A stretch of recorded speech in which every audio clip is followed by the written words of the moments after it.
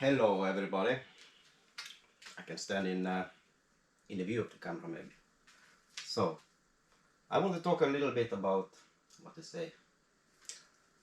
the European system for electricity. Yeah. So as most people know, the prices are quite unreliable. They can shift from being free to cost. How much is it? 300-400 euros per megawatt hour.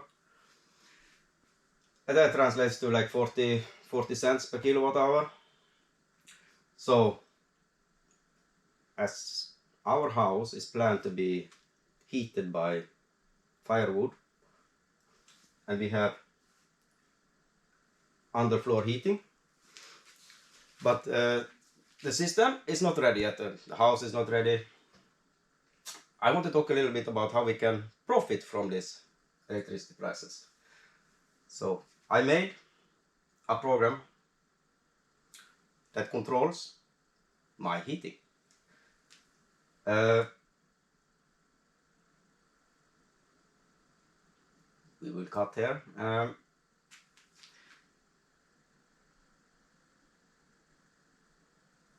This house, when it's cold, it needs about when it's about 0 degrees outside, it's about 40 kilowatt hours of electrical heating per day. Yeah, it's more than 100 square meters. Second floor is 100 more. So to accomplish this, before last year I ran just the heating system with a small tank with heating elements, thermostat turning on and off, and it was very inefficient by an economy point of view. So this year I decided to do differently. I decided to charge up at cheap hours at night. I have floating electricity price, so I'm paying according to the Nord Pool prices. I could have put fixed price, but fixed price is 12 cents per kilowatt hour at nighttime and 13 cents on daytime. That's not very good economy, as I would need 40 kilowatt hours per day.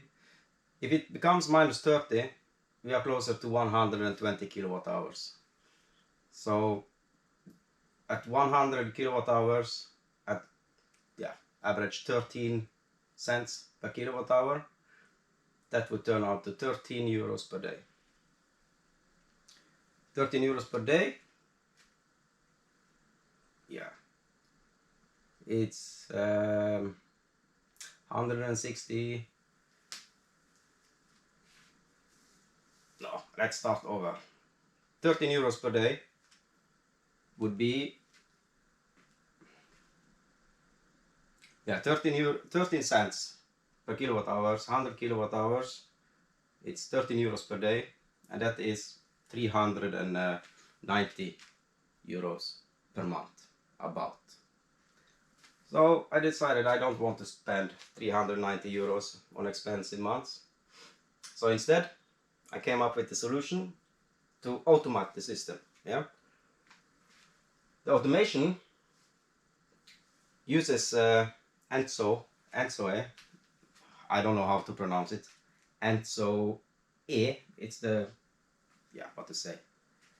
European exchange marketplace, where you can get real-time prices and tomorrow's prices. The important thing is that tomorrow's prices we can predict by collecting the information, collecting the prices, what it will cost to heat the house. Yeah, and since we know how much electricity is needed to heat the house, we can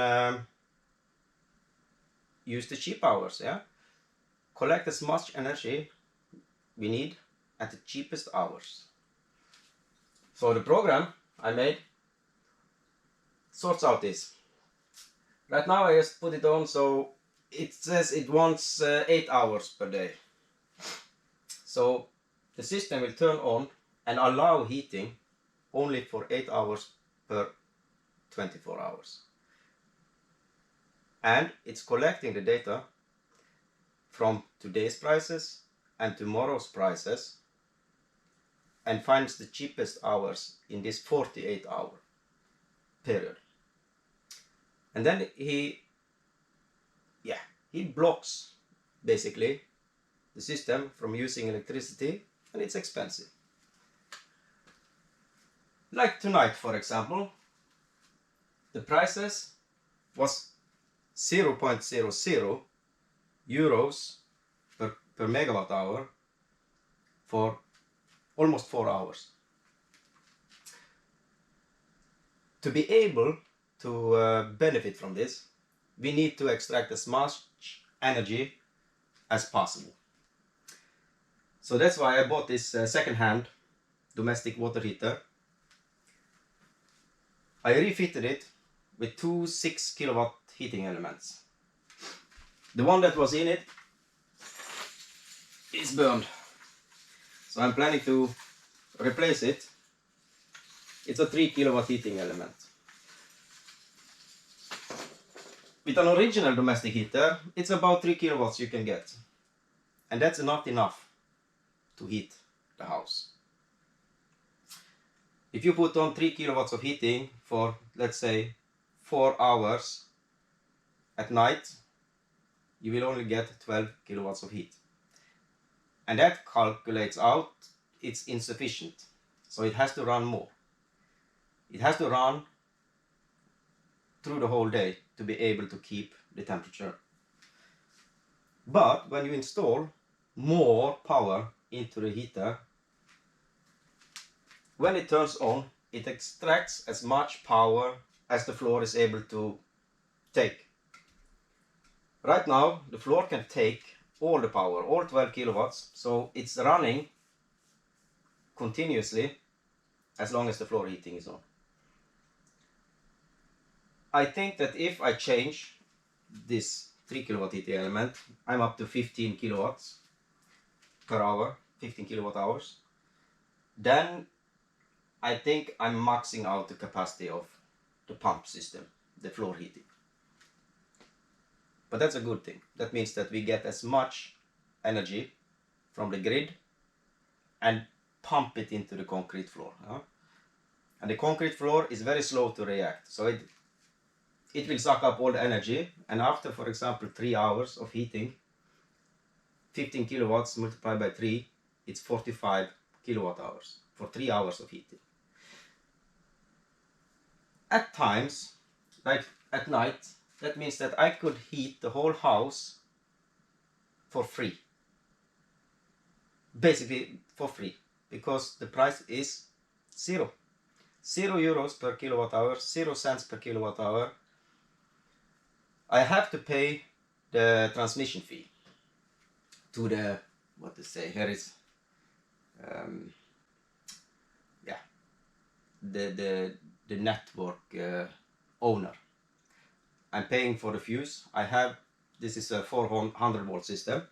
I have 32 amps, 3 times 32 amps. I can take out about 22 to 25 kilowatt hours. I don't remember exactly how much. But that means that when I get my tank, I have a 7,500 liter tank outside that is supposed to be a buffer tank for the floor heating. I can put 20 kilowatts of heating into that tank when it's free. The grid owner charges 0.5 cents, I think, 0.5 cents per kilowatt hour. And if I have 20 kilowatts, if you only calculate this one, it will be 10 cents per hour to get 20 kilowatt of electricity. That's very cheap. You cannot get cheaper energy than this. So This system also goes to the domestic water. Here is a plate heat exchanger, 316 stainless steel, brass welded. The system circulates the water with the pump through our domestic water heater. Then the rest of the energy goes back. Water, energy, whatever. When the house is in need for heating, I have a thermostat in the room. The valve will open. It will allow this to suck controlled 40-degree water into the floor. The rest will go back. It will tank. The system is controlled by this gigantic computer. I'm supposed to change it because this was what I was having, so I just use this for now. It's supposed to be a small piece of computer because it's not needed for anything else than run a Python script. The Python script I wrote myself. It's a few thousand lines of code. It does everything automatically. It sends data to the Raspberry Pi mounted in here that has solid state outputs that again controls contactors and pumps depending on the situation. If it's cheap, if it's expensive, if heating is needed, so on. The system are controlling each other because, you know, this is a 4G modem. They suddenly lose connection and will never come back online. Sometimes computer fails. Raspberry Pi is usually quite stable, but in any case they are checking each other if they are online and working as they are supposed to. In case the modem doesn't lose connection, the Raspberry Pi will restart, turn off the power and restart the modem.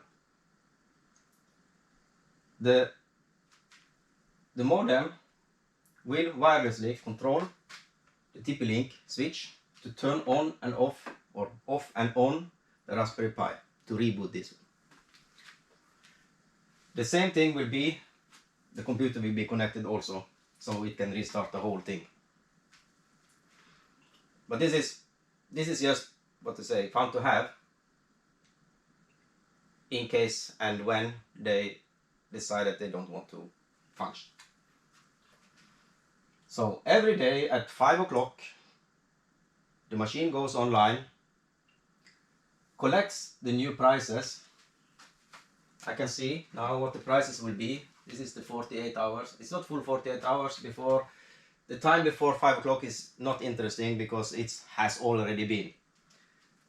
So I can see now 31st of December, New Year's Eve tomorrow, at 3 o'clock it will be 0.64 cents, no, euros, sorry, 64 euro cents per megawatt hour. So you divide this by 1000, you end up with 0.0064 euros or 0.64 cents per kilowatt hour. And for 3 hours we are below 1 cent per kilowatt hour. That is good price. Remember, if you have fixed price, the lowest you can get is 12 cents per kilowatt hour. And it's below 10 cents in 23. The hours here are sorted. So it's 3 o'clock, 1 o'clock, 2 o'clock, 4 o'clock, 5 o'clock, 00, midnight. It's a little bit more expensive. It's still almost for free. And then 23 and 22.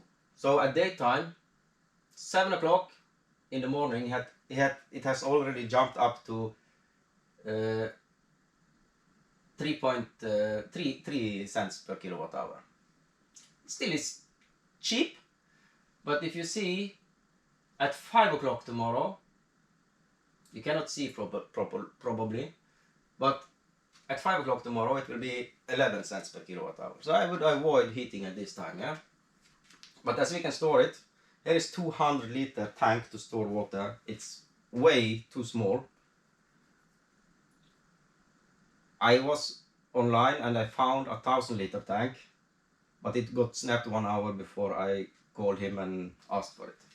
So I would prefer a 1,000-liter tank, because you can store a lot more energy in 1,000 liters than 200. But anyway, 200 is better than nothing. I can store about 14 kilowatt hours in this one.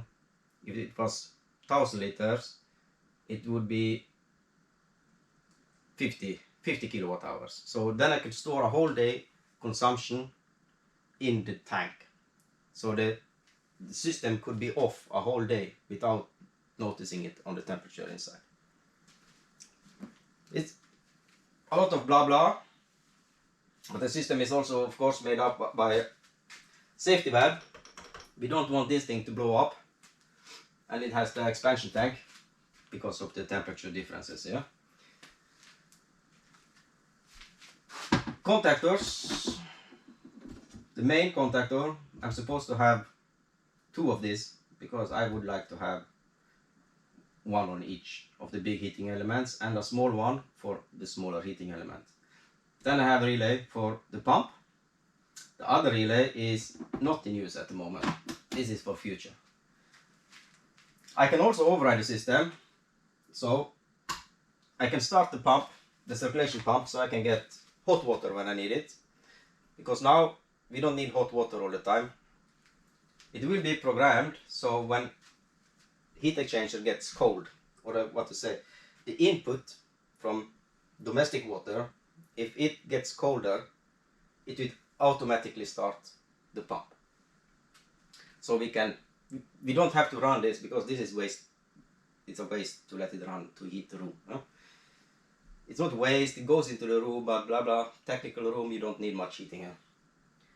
So that's for the future.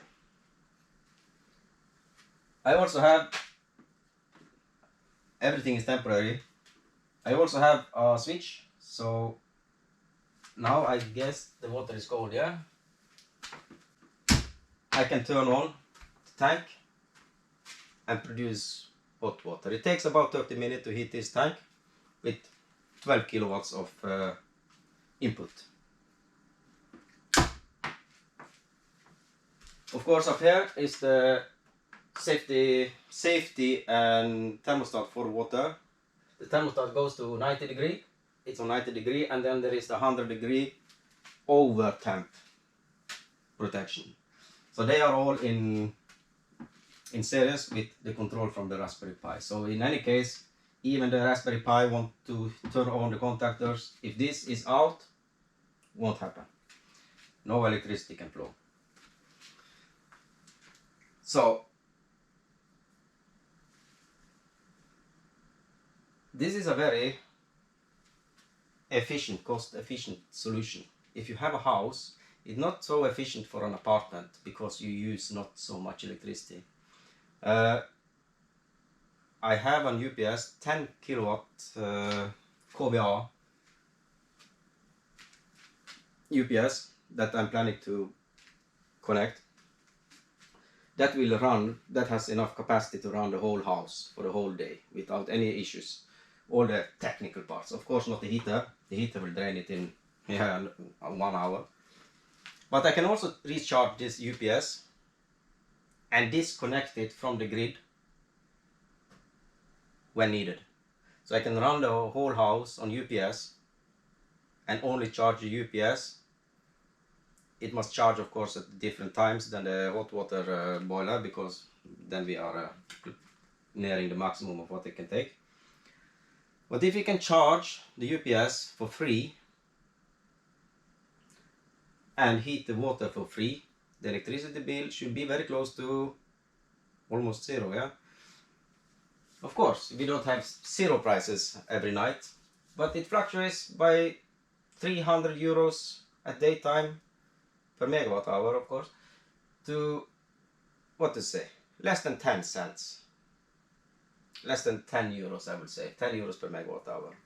And this is a big fluctuation. And why do we have these big fluctuations? That is because I cannot blame the government, because of the green shift, yeah? We are shutting down all reliable energy sources. Gas, coal, nuclear plants are even shutting down, even though they are green. The nuclear power plant discussion is too big to take, but I don't know why they're shutting it down. And switching over to wind and solar. Solar is good, like solar is a daytime producer. That means that when people need electricity, offices need electricity, factories need electricity, the solar panel can deliver it because they are only working at daytime, yeah? But all the wind farms, they only produce electricity when it's windy. And the wind doesn't care if it's night or day. So it can blow and blow at night time when there is very low need for electricity. And the way it works is that the power, wind farm owners, they get grants from the government, yeah, for every kilowatt hour they make. So when it's very windy and no demand, they sell electricity for free because they have to get rid of the electricity because they still get money from the government, yeah. So I don't know who benefits the most from this. I guess nature benefits a little bit, even though green or green, that's another discussion. But relying on the nature to supply us with power when the nature feels like now it's good time, I will blow wind now, yeah, now it's good, I feel that I will make wind. So we get a lot of electricity. That's why we can get it for zero, for free. But if you don't need it, then it doesn't benefit. But if you can store it, either in water, in a battery pack, this is a win for you. You can get free electricity. And that's good. But it's not good for, businesses. Businesses can adapt the system with UPSs, but big businesses need so much power that they are always losers in this game. They use so much energy that it's not possible practically to store it. And when electricity starts to cost, 50 cents per kilowatt hour, 50 cents per kilowatt hour, yeah, businesses go out of business. They have to shut down the production. It's too expensive. I don't understand those people sitting behind this system and saying that, yeah, green, green, green. Yeah, but it doesn't help if the society collapses. We still need the reliable power sources like gas. Coal is bad in any way. Coal is bad. Gas or nuclear? Nuclear should be more nuclear. Build it on safe places. Build it by safe technology. Nuclear is good. And it's predictable. You can generate exactly the electricity you need, and electricity prices will be stable through the whole day. It will not be like now, where you have from free to ruining your economy in a one day up and down. So we can exploit the system by grabbing as much free electricity as we can. So this is a small system. It's not expensive. It's just hardware. If you have heating system in the house, you already have everything. You have the tank, but it's probably with a small heater. You would have to manufacture something with the capacity that you can. The capacity that you can install in the tank is dependent on your grid fuse. The bigger fuse, the better. So yeah, little update. And I know that I'm from Norway. I live now in Estonia. And in Norway they cry like babies when the prices reaches 5 cents, euro cents per kilowatt hour. Then there is outrage. They want to cut the power lines in the seabed. because in general in Norway electricity is basically for free. When I check Nord Pool every day, in Estonia we are about 10 times higher in electricity prices in average. In Norway it's trading, the prices is about 2 to 3, 4 euro cents per kilowatt hour. When it comes up to 10 or 50, then they go nuts. But here that is more like normal, the normal prices. So yeah, if you are interested, if you like the thing, please like, subscribe, and there will be updates on the system. It's a little bit long talky video, but enjoy. Tomorrow is New Year's Eve. Everybody have a safe New Year. Maybe I guess the video is not out yet, but anyway, I have said it. You have heard it. So yeah, see you. Bye bye.